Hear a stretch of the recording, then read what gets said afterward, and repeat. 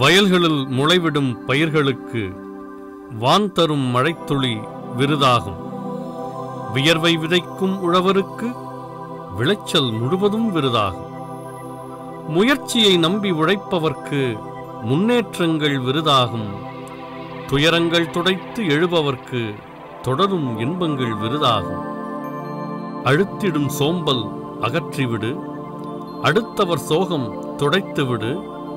எழுத்தினில் பேச்சினில் கனிவு கொடு, ஏங்கும் யாருக்கும் துணிவு கொடு. நிகழ்த்திய வெற்றிகள் கையளவு, நீ தொட இலக்குகள் வானளவு. கழுத்தினில் பதக்கங்கள் விழுகையிலே குனிகிற பணிவே கடலளவு. விருதுகள் எல்லாம் முன்னோட்டம், வருகிற வெற்றிக்கு வெள்ளோட்டம். கருதிய இலக்கை தொடுவதென்று கிளம்பும் நேரத்தின் கொண்டாட்டம். ஒரு தனி மனிதன் ஜெயிப்பதில்லை, உலகே ஜெயிக்கும் அவனோடு. ஒரு தனி மனிதன் ஜெயிப்பதில்லை, உலகே ஜெயிக்கும் அவனோடு. பெருமைகள் உனக்கென வரும்போது பூமி பந்துடன் கொண்டாடு.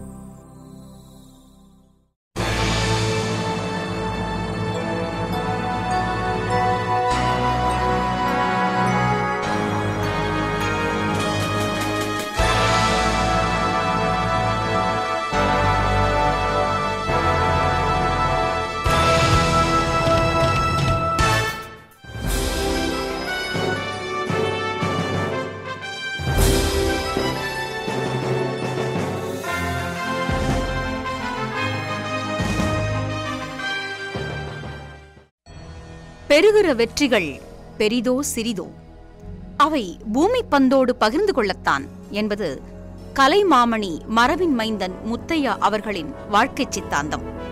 இயல் தமிழுக்கு ஆற்றி வரும் பங்களிப்புக்காக தமிழக அரசின் கலைமாமணி விருது, கவிதை படைக்கும் பாங்கை பாராட்டி கவிப்பேரரசு வைரமுத்துவின் கவிஞர்கள் திருநாள் விருது மற்றும் தா நாகராசனார் அறக்கட்டளை வழங்கிய நற்கவித்திலகம் விருது, தமிழ் வளர்ச்சிக்கு ஆற்றும் தொண்டுகளுக்காக இந்திய பல்கலை தமிழ் ஆசிரியர் மன்றம் வழங்கிய தமிழ்ச் சான்றோர் விருது, சுய முன்னேற்ற உலகில் சுடர்விடுவதை பாராட்டி அனைத்திந்திய வ.உ.சி. அறக்கட்டளையின் தன்னம்பிக்கை நாயகர் விருது, ரசனை மாத இதழுக்காக எழுத்தாளர் கி. ராஜநாராயணனின் கரிசல் கட்டளை விருது, ஜேசிஸ் இயக்கம் வழங்கிய தன்னிகரற்ற இளைஞர் விருது. இவை இவரின் மணி மகுடத்தில் மின்னுகின்ற வைரங்கள்.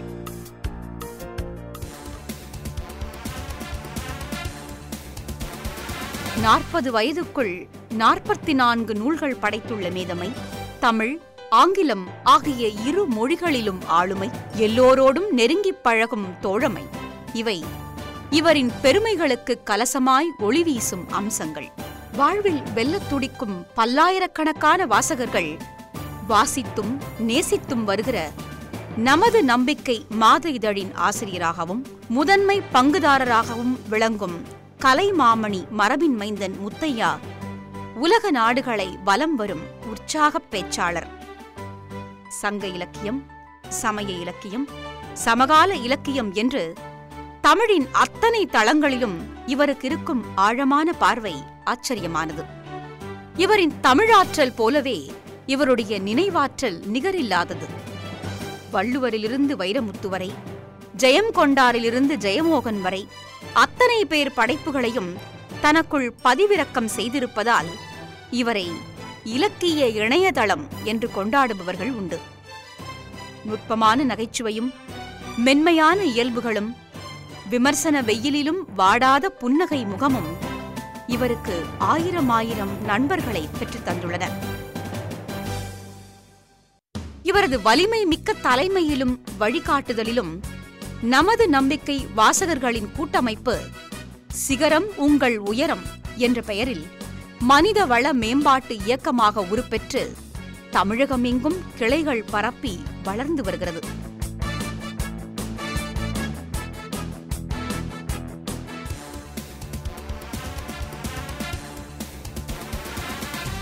இளமையில் கல் என்பது இன்தமிழ் முதுமொழி. பள்ளி மாணவராக இருக்கும் போதே சிலப்பதிகாரம், கம்பராமாயணம், பெரிய புராணம் போன்ற செவ்வியல் இலக்கியங்களை நன்கு கற்று மரபிலக்கியங்களில் ஏற்பட்ட ஈடுபாட்டாலேயே மரபின் மைந்தன் என்ற புனை பெயரை வரித்துக் கொண்டார். 9ஆம் வகுப்பு மாணவராயிருந்த காலத்தில் இவரை கம்பன் பால் ஈர்த்தவை ரசிகமணி TKC அவர்களின் நூல்கள். இவருக்குள் இருந்த படைப்பாளரை பள்ளிப் பருவத்தில் மலரச் செய்தவை மறைந்தும் மறையாத மகா கவிஞர் கவியரசு கண்ணதாசனின் கவிதைகள். அந்த இமய கவிஞனுக்கு ஏகலைவனாய் வடிவெடுத்த மரபின் மைந்தனை 1991 முதல் சந்திப்பிலேயே இனம் கண்டு தன் இனிய இளவலாய் அரவணைத்துக் கொண்டார் கவிப்பேரரசு வைரமுத்து அவர்கள். கண்ணதாசனின் தாக்கத்தில் காட்டாற்றாய் பெருகிய தனது எழுத்தார்வத்தை நதி போல சீராக்கி நடக்கப் பழக்கியவை கவிப்பேரரசு வைரமுத்துவின் படைப்புகள் என்கிறார் மரபின் மைந்தன்.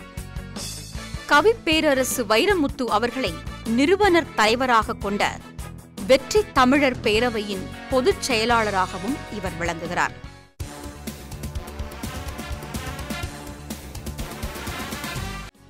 ஆயிரத்தி 1996 சத்குரு ஜகி வாசுதேவ் அவர்களின் யோக வகுப்புகள் தன்னுள் நிகரற்ற நிலை மாற்றத்தை ஏற்படுத்தின என்கிறார் மரபின் மைந்தன் முத்தையா.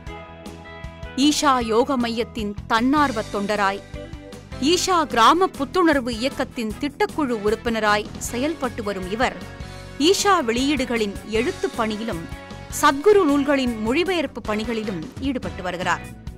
இவரின் இலக்கிய ஈடுபாட்டுக்கும் ஆன்மீக திளைப்புக்கும் குடும்பச் சூழலும் ஒரு காரணம். நாகை மாவட்டத்தில் உள்ள புகழ்பெற்ற ஆன்மீக திருத்தலமாகிய திருக்கடவூரில் எழுந்தருளியுள்ள அருள்மிகு அபிராமி அம்பாள் ஆலயத்தின் பரம்பரை அறம்காவலர் குடும்பத்தில் பிறந்தவர் இவர். அறப்பணி வள்ளலாகவும் ஆன்மீகச் செல்வராகவும் 27 ஆலயங்களுக்கு அறம்காவலராகவும் விளங்கிய பிச்சை கட்டளை எஸ்டேட் அதிபர் அமரர் K. கனகசபை பிள்ளை இவரது தாய் வழிப்பாட்டனார்.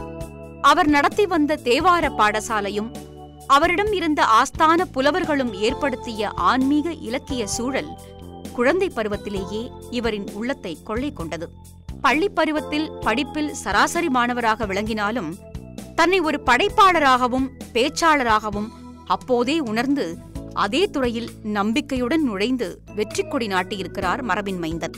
கவிதை தொகுப்புகள் 5, சுய முன்னேற்ற நூல்கள் 16, மொழிபெயர்ப்பு நூல்கள் 8, சத்குரு ஜகி வாசுதேவ் அவர்களின் வாழ்க்கை வரலாற்று நூலாகிய உயிரெனும் பூமலரும், பாலரிஷி விஸ்வசிராஷினி அவர்கள் வாழ்வை சித்தரிக்கும் மந்திரமழை, ஸ்ரீ அன்னபூர்ணா உணவகங்களின் நிறுவனர் K. தாமோதரசாமி நாயுடு அவர்களின் வாழ்க்கை சித்திரமாகிய சுவைப்பட வாழ்தல் ஆகிய 3 வாழ்க்கை வரலாற்று நூல்கள், இலக்கிய நூல்கள் 5, தொகுப்பு நூல்கள் 7 என்று இதுவரை 44 நூல்கள் படைத்திருக்கிறார் மரபின் மைந்தன் முத்தையா.